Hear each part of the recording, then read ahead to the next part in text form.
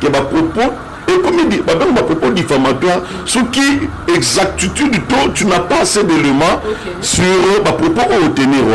Mais dès lors que tu as des éléments, cette dame ici, effectivement, madame Moutoutel, j'ai dans telle place, place. Là au moins, comme en droit, donnez-moi les éléments, je vous donne les droits. Donc tu amènes les éléments et tu verras les droits à côté. Ce qui me communique, à cause d'un élément, il y a ma casse, on va tester réellement ma propos tel qu'Atenaki Wana. En tout cas, il sera biscuit. Mais ce qui est là, moto va accuser Wana Kabimana à lobby le que oui, et solo. Mais Moutouana parle au Bapeza solo, c'est un danger aussi pour lui. Parce que sur le Bapeza solo, tu dois apporter les éléments qui réellement sont pour ce que solo au compte en complicité d'infraction diffamatoire. Voilà. D'accord, question par rapport à la journaliste oui, Mandonaye sur ma propos Atenaki Wana, en tout cas, pour moi, maintenant le problème pour se poser, c'est que tu restes à la beauté du droit. Le droit a ses nuances, le droit a ses spécificités. Au ce moment, Maniké, elle a parlé de Abotakate, Abimana Fali, Abimana Azamwana Tchango, et elle a cité le nom de Cindy. Bon, la question s'est déposée. Cindy, ils allaient sobriquer, il y a Moutounini. Vous avez est-ce que sur totalité de l'article 58, il y a l'on a biso, autre bien accord de famille, notre nom doit être épuisé dans le patrimoine culturel congolais. Donc, comme on a biso, il faut et c'est ça la tirer na patrimoine na biso. C'est l'article 58 du code de la famille. Bon, il y a Alobi Obimana Cindy. D'abord, ce qui est vrai, le nom Cindy n'est pas un nom où attirer le patrimoine culturel na biso. C'est maintenant à elle de se défendre, dire que non, voilà, moi j'avais parlé de Cindy. Vous voyez un peu la nuance. Mais je ne peux pas aujourd'hui encourager quelqu'un qui se donne le luxe d'insulter les gens comme ça, surtout dans Etandoïke, c'est dangereux. Parce que nous sommes appelés à enseigner ma bonne mère, c'est surtout Nabana Obakolanda Bisso. Maintenant, pour que cette infraction est comme imputable, il faudrait que la personne qui s'est sentie lésée soit valablement identifiée. C'est-à-dire par là, on explique non, c'est ce que j'ai dit. Quand je parle de valable, comme on a les adolités, comme on a les alliés, Mwanza ou Mwanza. C'est ce qui a été tiré du patrimoine. Effectivement. Nous avons tous, nous avons un nom. Nous avons tous, nous avons un nom.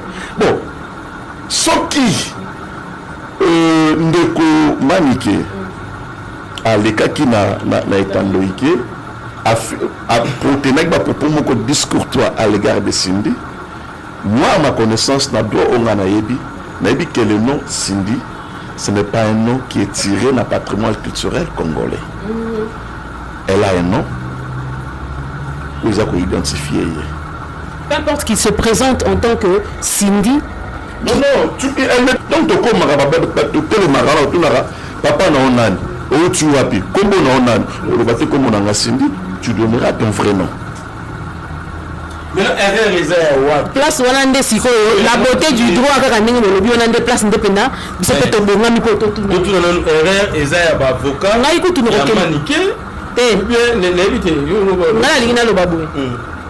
Ceux qui ont dit que le nom, il doit se présenter en tant que Cindy valablement identifié comme Cindy.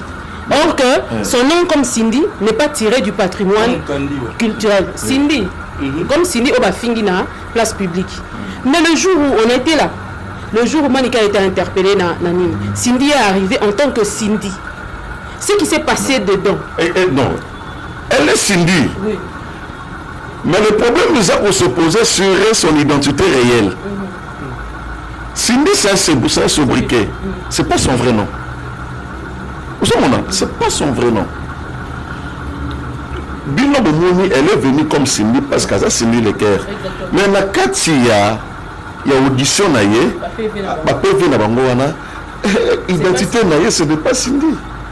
À moins que l'instructeur du dossier a passé outre aspect Wana.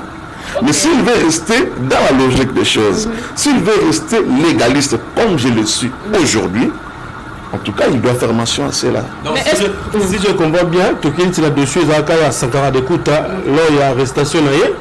Attends, il y a un milicien qui est et comment il y a un maintenant, il y a albi to bimisa ba identité ngana tangi kombo na tangi kombo ya Kofi Annan na tangi kombo ya Kofi Olomide te na tangi Kofi Annan alors ba lubi ba identité kombo ya Kofi Zagite alors n'évitez ce qui n'a pas le moi je veux seulement rester dans la légaliste. Bon, dans la légalité. Je vais rester légaliste dans la science haute apprenant à l'université de Kinshasa. Notre nom doit être tiré dans le patrimoine culturel congolais. Aujourd'hui, na Congo, na Bissau, na Kinshasa, tu sais, il y a combien de Cindy? C'est pas un nom propre. Ils sont nombreux. Mais si le magistrat est passé outre cet aspect-là, c'est condamnable. Les avocats maintenant doivent marteler sur cet aspect. Les avocats qui défendent la personne de Maniké doivent dire ouvertement que le conflit a été. Vous savez, et puis il faut pas un peu nuancer leur point de vue pour et prendre quand même sens. Dans les cas contraires, elle est quitte. Elle est quitte. Quitte. Oui, oui. D'accord. C'est fini. Okay. Donc elle est condamnée. MK. Ils ont et comme ça ils battent les mercredis. C'était le samedi, hein? Le samedi là. Bakangi à 4h, 15h à quelle prison? Alors, en fait, quand sur la justice, il y a le salle Maka. Et puis, quand dossier comme on a mappé, quand on a mappé, voilà. Quand est-ce qu'on a fait ça? Au bon niveau, comme même à Makala, Ezali Nango est grave comme tel. Elle a été arrêtée à 4h du matin. C'était un samedi, non? Souvent, on a parqué à Kalamou. Convoi Salamara samedi. Et Sali Ketonga-Yaki, elle a été reçue par son... Nous avons la diffamation injure. Moningaï, je ma propre définition. D'abord pour Kassimingi sur l'infraction à diffamation et injure publique. Mais il y a maniqué pour ceux de telles émissions, la plupart des émissions, ils ont qui souvent, elle disait au beau taraté, aux amons à Tchang, à la base sous Nini, aux salités, tout ça. D'ailleurs, au Bima, militaire Fali pour pas. Donc tout ça, Nakanaï, et à quoi qu'on subir Nini comme punition, il n'a pas un binoba avocat. Et puis, Maître Eli, je voulais ajouter sur Ndenge Yalobi, est-ce que diffamation nécessairement faut la porter accusation fausse ou et que vous appelez vrai, mais ça la diffamation? Non, non, ce que ça est vrai, c'est à toi d'amener les éléments. Et réellement, ce que tu es incapable de démontrer que ma propos, et comme il dit, ma propos diffamatoire, ce qui exactitude du tout, tu n'as pas assez d'éléments sur ma propos au tenir. Mais dès lors que tu as des éléments, cette dame ici, effectivement, madame Moutoutel, j'ai dans telle place, place. Là au moins, comme en droit, donnez-moi les éléments, je vous donne les droits. Donc tu amènes les éléments et tu verras les droits au côté là. Ce qui me communique, à cause d'un élément, il y a ma casse, on va tester réellement à propos tel qu'Athéna qui wana. En tout cas, il sera discuté. Mais ce qui est là, moto va accuser wana qui abima na ye. Alors il est que oui, il est à solo. Mais Moutouana pas le baptême à solo, c'est un danger aussi pour lui. Parce que si il est à solo, tu dois apporter les éléments qui réellement sont à solo. Pour ce solo, au compte en complicité, l'infraction diffamatoire. Voilà. D'accord, question par rapport à la journée. Oui, Bandonaye sur ma propos Athéna Kiwana, en tout cas, moi, pour moi, Maintenant, le problème qui se pose, c'est que la beauté du droit. Le droit a ses nuances, le droit a ses spécificités. Au ce moment, Maniké, elle a parlé de Abotakate, Abimana Fali, Abimana Azamwana Tchango, et elle a cité le nom de Cindy. Bon, la question s'est déposée. Cindy, ils allaient sobriquer, il y a Moutounini. Vous savez, est-ce que sur tout à l'idée l'article 58, il y a loi Nabiso, autre béni accord de famille, notre nom doit être épuisé dans le patrimoine culturel congolais. Donc, comme on a dit ça, il faut et c'est ça la tirer la patrimoine Nabiso. C'est l'article 58 du code de la famille. Bon, il y a à lobby Obimana Cindy. D'abord, ce qui est vrai, le nom Cindy n'est pas un nom où ils attirent le patrimoine culturel Nabiso. C'est maintenant à elle de se défendre, dire que non, voilà, moi j'avais parlé de Cindy. Vous voyez un peu la nuance. Mais je ne peux pas aujourd'hui encourager quelqu'un qui se donne le luxe d'insulter les gens comme ça, surtout étant donné que c'est dangereux. Parce que nous sommes appelés à enseigner la bonne mère, c'est surtout Nabana Obakolanda Bisso. Maintenant, pour que cette infraction est comme imputable, il faudrait que la personne qui s'est sentie lésée soit valablement identifiée. C'est-à-dire par là, on explique non, c'est ce que j'ai dit. Quand je parle de valable, comme on a les adolités, comme on a les alliés, Mwanza ou Mwanza. C'est ce qui a été tiré du patrimoine. Effectivement. Okay. Tous, nous avons un nom. Tous, nous avons un nom. Bon, ce qui Ndeko Maniké, à l'état qui n'a été endoïqué, a protéiné un discours à l'égard de Cindy. Moi, à ma connaissance, n'a que le nom Cindy, ce n'est pas un nom qui est tiré d'un patrimoine culturel congolais. Elle a un nom où ils ont identifié. Peu importe qu'il se présente en tant que Cindy. Non, donc tu papa na onan, ou tu wapi, kombo na onan, ou kombo na Cindy, tu donneras ton vrai nom. Place Wanande Siko, la beauté du droit à Kamini, le lobby Wanande place indépendant, vous savez que ton bon ami pour tout le monde. Tout le monde est avocat. Là, écoute, nous reconnaissons. Ceux qui ont lobby que le nom, il doit se présenter en tant que Cindy valablement identifié comme Cindy. Or que son nom comme Cindy n'est pas tiré du patrimoine culturel. Cindy, comme Cindy au Bafingina, place publique. Mais le jour où on était là, le jour où Manika a été interpellée dans Nîmes, Cindy est arrivée en tant que Cindy. Ce qui s'est passé dedans. Non, elle est Cindy. Oui. Mais le problème nous a se poser sur son identité réelle. Cindy, c'est un sobriquet. Ce n'est pas son vrai nom. Ce n'est pas son vrai nom. Bino Bomouni, elle est venue comme Cindy parce qu'elle a Cindy le cœur. Mais quand il y a audition,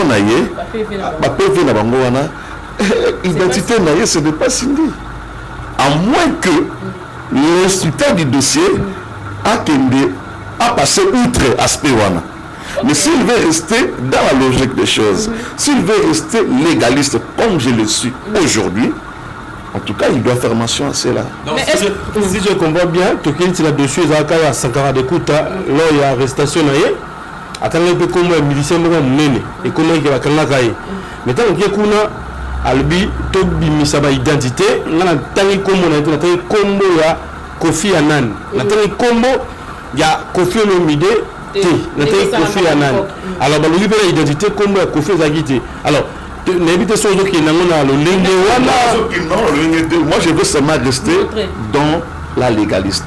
Bon, en fait, dans la légalité, je vais rester légaliste dans la science où tu apprends à l'université de Kinshasa. notre nom doit être tiré dans le patrimoine culturel congolais. Aujourd'hui, na Congo, na Bissau, na Kinshasa, tu sais, il y a combien de Sindi? C'est pas un nom propre. Vous savez, ils sont nombreux. Mais si le magistrat est passé outre cet aspect-là, c'est condamnable.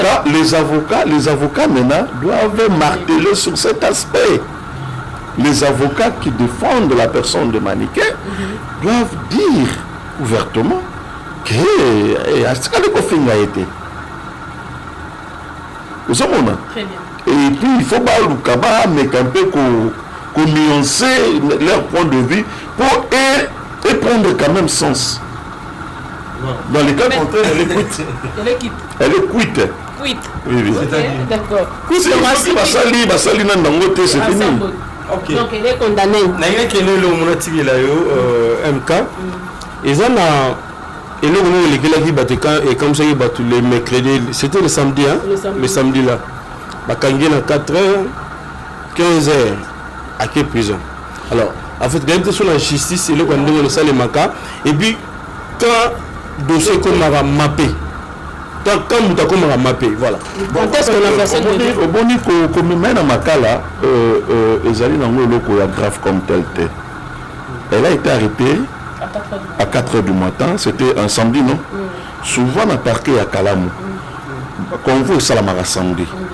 Et Sali Keto Mayaki, elle a été reçue par l'instructeur du dossier, et qui a samedicié, a constaté que non, fait pour nous, ils tellement patent, il fallait m'a payer. Et quelqu'un qui est déjà mappé, ceux qui convoient à Kubikata, parce que na parquet à Kalamu, ce n'est pas un lieu destiné à regarder votre Oyo, Bazali mappé.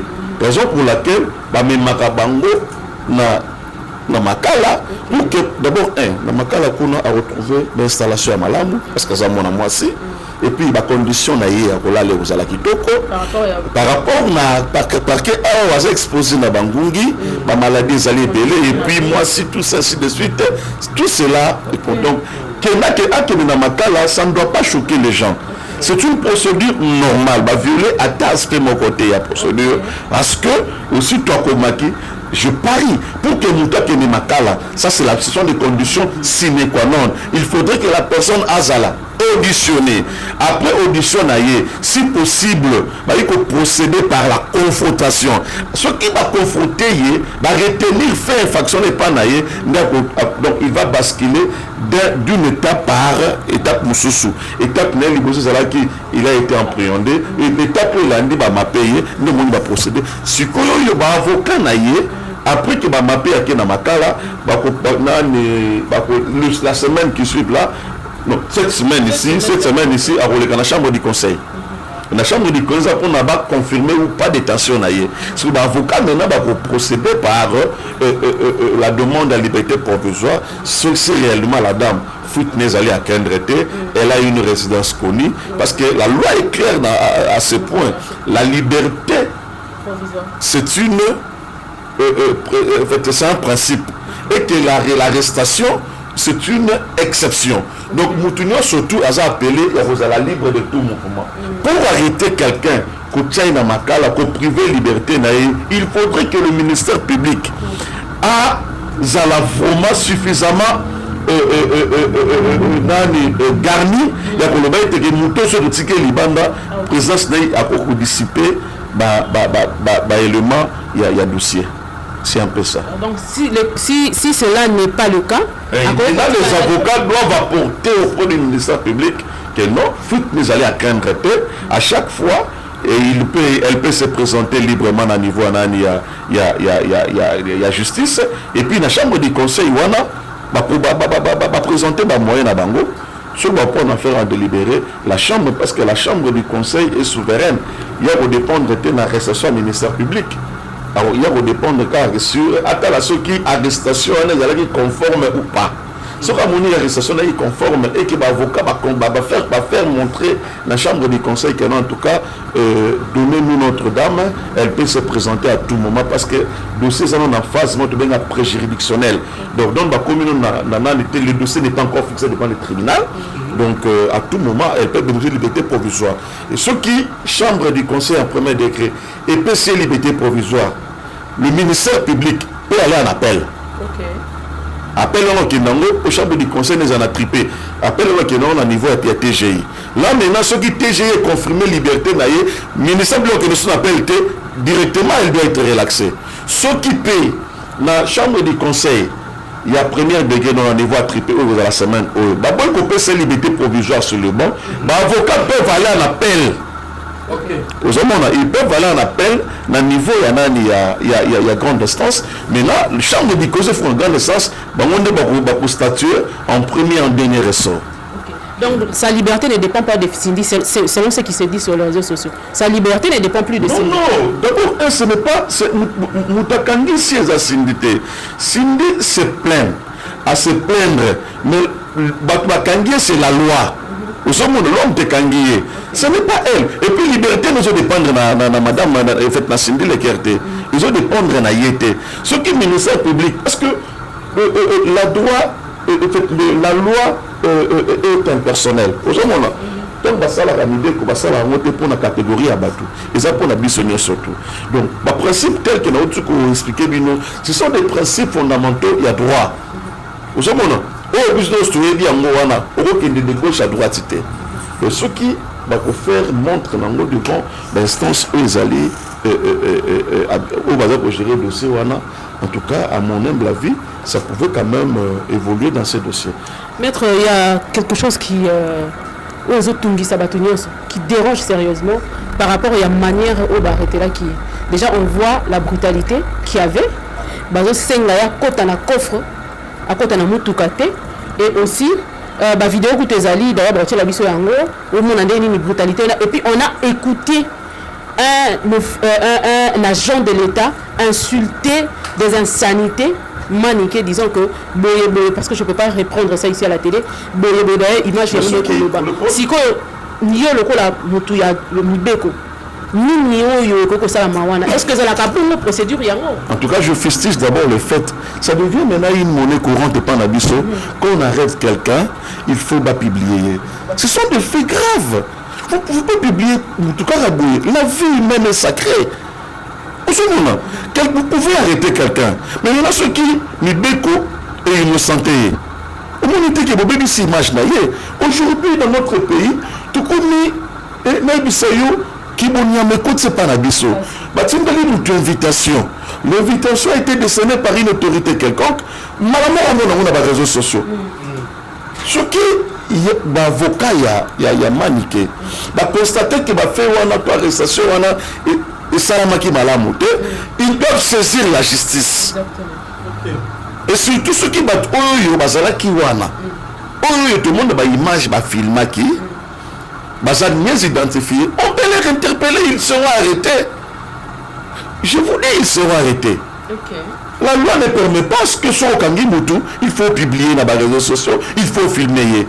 D'abord pour prendre l'image à Moutou, il faut Moutou consentir. Ils sont devant les cours et tribunaux. Pour la presse et quota et couvrir, c'est vrai les audiences sont publiques, mais pour que la presse a couvrir tel ou tel événement, elle doit avoir une autorisation. Mais aujourd'hui, avec toute simplicité, avec toute légèreté, les gens se permettent de filmer Moutou. Déjà, ça n'a pas beaucoup de justice. Maître, la carte la carte vidéo sur la Libye, on a maniqué na permettre na major à filmer là.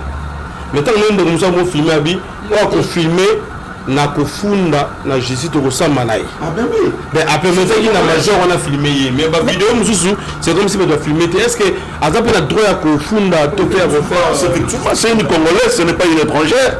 C'est une Congolaise qui doit bénéficier de la protection la Congolaise bien surtout. Et surtout, c'est une femme. C'est une femme. Oh, dignité, même nous sommes appelés à préserver en haut. Mais Cindy aussi, c'est une femme. Non, moi, avec tout sanguissaté, vous m'avez posé la question sur les images. Image, en tout cas, moi, quand j'ai vu ça, j'ai été choqué. Mais est-ce que c'est qui important? Bongo. Et puis, apparemment, la dame, face à Batouana, elle n'était pas de taille. Vous savez, on a. Donc, Pablo Escobar, non, quand même. C'est normal. Peut-être pour Nanani, avec le respect, surtout et bien, même devant, c'est fini, c'est tout. Le dossier allait continuer. Parce qu'aujourd'hui, les gens oublient une chose. La dame là, c'est qu'il faut quelle que soit la peine au réfugié, elle sortira. Bien sûr. Le bateau va filmer, on va poursuivre le bango. Cindy ne viendra pas leur porter secours. On est comme un dossier, nous sommes. Il faut être vraiment intelligent. Vous pouvez être dans un dossier, mais le dossier est engendré d'autres dossiers où comme il passe. C'est comme ça. Maître Malem Betozo Kende, la question est de pleuvoir, parce que quand il s'agit du droit, il y a tellement de choses, parce que tu as ignorant mingi. Tu as la Bible pour les caramo mingi, côté Arabiso Mibeko, côté Arabiso Malam mingi, poto yebaka. Il y a encore une question que je voulais poser, c'est de savoir, Bakangi Moutou, dans cette vidéo, pour un pardon, pas à plaigner naïe. Est-ce que c'est possible? Dans ma connaissance, on a droit. Na bataille belé na sali comme avocat et puis na connaissance juridique aux anango, ce sont pas des faits oyo ba prenabiso. Ntoko senga pardon devant Nto Finaki. Non, d'ailleurs quand tu le fais, tu tombes dans l'infraction ou bien tu bien aveu. Tu ne peux pas faire un aveu. Vous savez donc, tu me déjà. Effectivement, indirectement, tu acceptes directement. Okay. Parce que si tu demandes pardon pour avoir fait ça. Vous savez, mais qu'on filme une vidéo, il ne faut pas chercher à tout prix à humilier. Mais tu as pardon par peur, il y a Moutou, ça la vidéo, c'est pardon parce qu'on a poussé. Et puis, c'est trop dangereux ce qui nous a arrêté. Pour faire non seulement qu'on faire signer Babiloko et puis qu'on fasse ma vidéo pour déjà redemander pardon surtout sur Moutaza devant l'instance judiciaire. La preuve en est que sur notre Moutou Bakangi a signé ça le document bouli azana 4 ans arrêté en une infraction à l'extorsion des signatures. Elle peut signer. Na kati wana dans ton abimi à repousser bateau va faire signer wana parce que quelqu'un qui était déjà aux arrêts, vous ne pouvez pas présenter un document quelqu'un qui a signé parce que même dans un conseil naïe tout se passera par ce conseil à ça déjà un état de faiblesse donc ce qu'on appelle l'extorsion pour lâcher signature naïe et quand on m'a cherché des pères nous tout beaucoup obligé à ça la vidéo.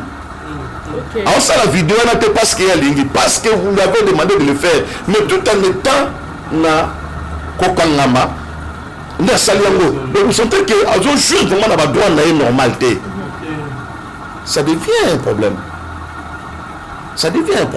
donc vous ne pouvez pas obliger à quelqu'un de faire la vidéo ou demander pardon. Non. Une dernière question maître et bien que j'ai belé na suka je crois que je vais faire un effort de m'arrêter par là. Quand on a vu Maniké en face, elle était en train de crier en disant quelque chose. Mais là, il y a tout dans le corps de Maï Mobeko. Abib, Bakangi Ngai, na 4 h du matin, ba memi Ngai nan, et pas y a plaignant, et puis de Baïko Kotika Ngai Aw. Yo le corps moko Mibeko. Est ça normal ou est ça normal? Je ne sais pas, je ne peux jamais confirmer cela. Sauf qu'au cas où ils sont vrai, au cas où ils sont faux. Si ils sont vrai, mais ça devient un crime. Chez les avris, en tout cas, ça devient un crime. Comment le dossier se trouve et paille, il y a Bazouzi. Moutou a décerné le mandat d'amener, c'est l'instructeur du dossier. Il a décerné le procureur de la République il a décerné le mandat d'amener. Il y a un Sibino qui est né au Kangamuto. Mais pourquoi? Sibino, parce que dans le mandat d'amener, ils ont la clair, n'a pas libellé Nango.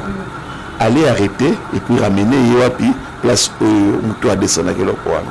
Mais vous arrêtez quelqu'un, entre guillemets, Nengo Tchukoloba, Baké n'a pas plaignant à Yawana. Au son Anzela Koufarisiko. A connu pour la petite crise. Parce que plaignant, elle est émotive. Elle peut être émotive. Au ce moment, on n'a pas eu le roman ou Tchoubié. L'arrestation n'est pas une fatalité. On peut vous arrêter le matin, on vous libère à 12 heures. L'arrestation, si on vous a le mandat d'amener, c'est une invitation, mais une invitation contraignante.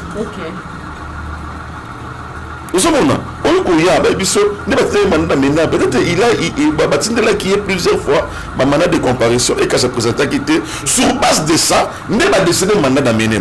Après que il y a un mandat d'amener, par après, Monique no donc basambisi que je pense ça va kende to zela to sala makamu so ministère public à Monique no ça ne va pas dans le dossier il peut fixer ça devant le tribunal.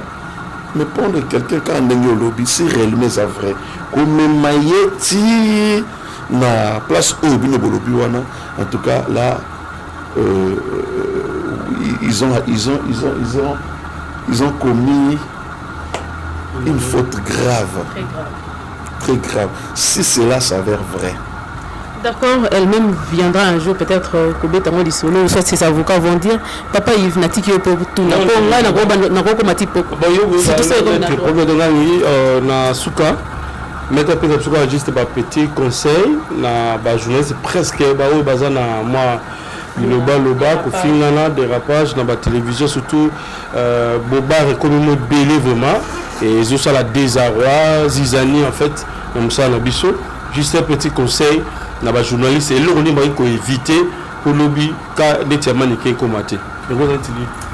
Merci beaucoup parce que vous voyez un peu.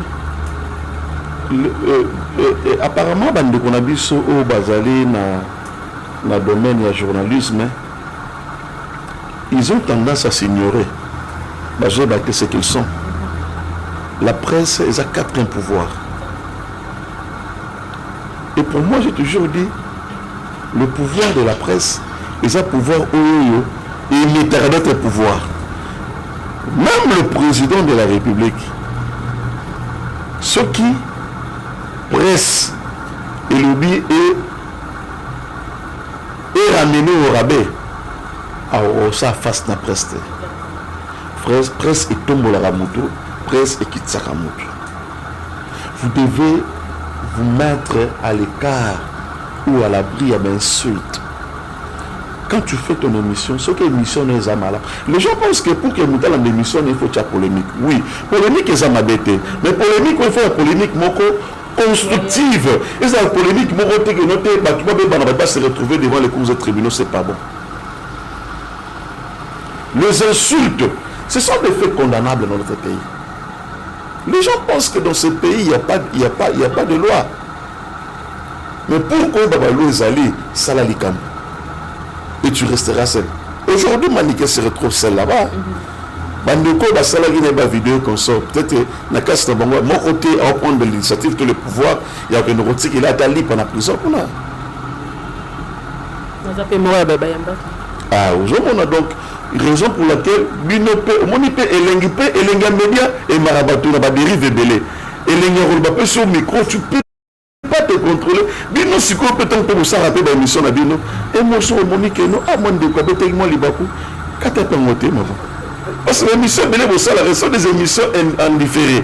Mais tant des gens disent que l'eau muto lo baki yo ko tira de ko kota na buso ba de ko combien belé va se retrouver makal. Barnabé va se retrouver dans makala pour la biloko. Jimmy Itenga se retrouver makala pour la biloko. Parce que Bilno va journaliste ne va pas à la bête si il va connaître la bête si il va au tiki il va connaître qu'il n'est qu'à bon. Matière. Mais matière on est bon on a reçu l'information de relais elle va se la fouler. Au sommet on a ce que vous déraper vos invités que nous sommes. Salalikam. Et tu resteras seul. Aujourd'hui, Maniké se retrouve seul là-bas. Bandeko, Basalagi n'est pas vidéo qu'on sort. Peut-être na casse de mon côté, à prendre l'initiative, tout le pouvoir, il y a une route qui est allée pendant la prison. Ah, aujourd'hui, on a donc raison pour laquelle Monipe Elenga Média et Marabatou n'a pas dérivé belé. Elenga Rolbapé sur le micro, tu ne peux pas te contrôler. Bino, si tu peux te s'arrêter dans l'émission, Bino, et moi, sur Monique, non, à mon déco, moi, Libakou, quand tu as monté, ma voix. Parce que l'émission, la sont des émissions en différé. Mais tant que des gens disent que l'eau, il y a combien de gens se retrouvent dans Makal. Barnabé va se retrouver dans Makala pour la Biloko. Jimmy, il va se retrouver dans Makala pour la Biloko. Parce que, nos journalistes ne vont pas à la bête si les Bakou, net si la bête si les Bakou. On tient qu'il y a Bakou, on est qu'il y a des bongo. Matière. Mais matière, on est bon, on a respect d'information, de relais, elle va se les fongouler. Vous savez, on a ce que vous dérapez vos invités que nous sommes. Et mon repos, mon beauté au quartier parce que papa, on a ton décor, moi, si il n'y a pas qu'à la famille, il va dépendre de la les autres va gagner, ils arrivent à passer. C'est que moi, je vais demander à la corporation, vous devez quand même vous mettre vos invités et puis binomo parce que plusieurs. Les journalistes ont se comporter ma bé, n'a pas propos diffamatoire. Kimi Bakongo, Pierrot, ça va. Akimi Kongo, on a commis à Patrick, à éviter au Vanda pour ôter les marapi. Et belé, toi tu veux te retrouver dans la situation. Aussi, nous croyons moi, Bando Benga, ceux qui n'ont pas à Bakingunda, ceux qui n'ont pas. Il s'appelle encore comment, à Mouindouboui. Comment on est Kimi Ngaï. Elle a tenu des propos discourtoires dans le régime. Tout ça pour bénéficier de Ngunda Kouté Kuna. Ngunda pas la qui peut peut savoir sur les aguilles bossoté. Ce sont les qui refusent. Donc, aidez-nous de évoluer. S'il y a des informations, nous allons donner des informations. Mais le coup là, les besoin de la casquette dans la politique, casquette dans la étant que juriste, avocat que je suis, donc mon nom est bien resté légal dans ma propos tel que. Il y a solo merci Mingi, maître de ligne, pour l'éclaircissement petit biseau. Une dernière question vraiment pour tous ceux qui ici, les alliés à la cybercriminalité, n'ambo cannabis, est-ce que ça la rappelle punissable? Parce que tout le monde en est que ça la ramène aux amis, mais capable de parce que ma maison les canacats internet, si réellement vous en tant qu'homme de droit, le coup la bateau tangi samibeko, mais cybercriminalité au comité à niveau et comité. Mon question il fallait retourner au départ parce que moi nous avons tout ma vidéo, ma cassette. Quand je parle de vidéo, image et consort, nous d'abord dans notre pays la cybercriminalité va dénoncer. Il n'y a pas une loi propre sur ça. Il n'y a pas une loi propre sur ça. On ne vous trompe pas. Je le dis, en tant qu'avocat. Mais pour que, parce que il faut avoir de bons avocats pour ne pas défendre eux, peut-être au Koutani Nango. Ceux qui sont avocats, on a besoin de malam. Peut-être une connaissance au Kenya Zanango. C'est fait on est balayable. Parce que la cybercriminalité va être. Pourquoi? Aujourd'hui, même aux États-Unis d'Amérique, quelqu'un peut créer une vidéo qui n'est pas de toi.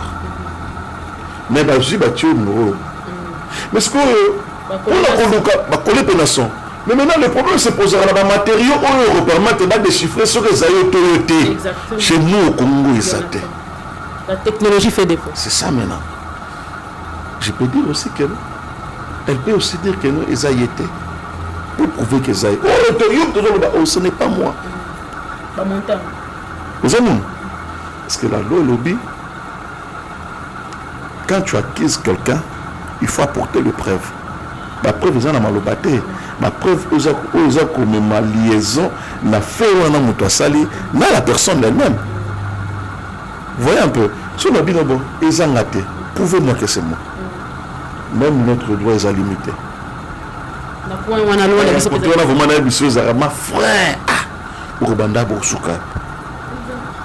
même un audio, ce n'est pas moi. Je connais des gens qui imitent.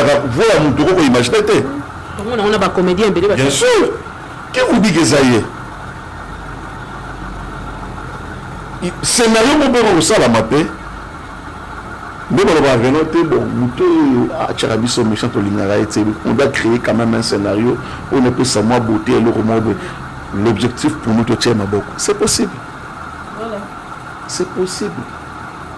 Tout le monde a mis plusieurs fois. Oh. Tant de vidéos on va publier mais ils ont monté. La vidéo va publier à Mokonzi Mboka. La vidéo va publier il y a première dame. Alors qu'ils sont des fake news. Ceux qui m'ont dit les mots quoi accepter fake news. Boni biso. Il y a beaucoup de technologie. Donc à ce point, la cybercriminalité, oui, ce sont des matières de nouvelles. Le pays est en train de s'organiser afin que tout écoute parce que le commis monnaie courante na babilo kotali ba cybercriminalité c'est vrai batumsu subako ko se spécialiser dans go mais on écoute vraiment en profondeur dans mboka na biso qui est le Congo. D'accord, Maître Doli, merci. Ton avis, ça rabine que y a solo besoin d'abisso, beaucoup ça rabisso mingi bongo, kasi sentimenté, yango wana, awa batuka ya bongo, ba kumbora dikolo mingi te ba comprendre. Ce que na c'est mingi comprendre te. Merci Maître Doli na ko répondre à l'invitation d'abisso. Il le banana ya suka poto kabana. Le banana suka ya ko sabino merci. Ndenge boye ko tala ngala mokolo lelo et puis na bande ko nos la na émission na bino. Je suis là pour vous à chaque fois que vous avez une difficulté aux en rapport na marabo Talimi Beko. Je vais vous aider à comprendre quelque chose, mais aussi ce que vous Monique a noté, il y a eu peut-être une intervention que je dois faire du point de vue politique. Venez, on va toujours faire quelque chose. Nous surtout on apprend à Bolingo à Congo, Bolingo Bandeko, nous sommes en Arabie. Merci beaucoup Maître Doli, merci beaucoup. On s'appelle numéro nayo bona. Ils allaient plus de 143 89 64 32 073 plus de 143 89 64 32 073 on a numéro nangai bureau nangai zali na sendo numéro 31. D'accord. Numéro Bolandi Maître Doli.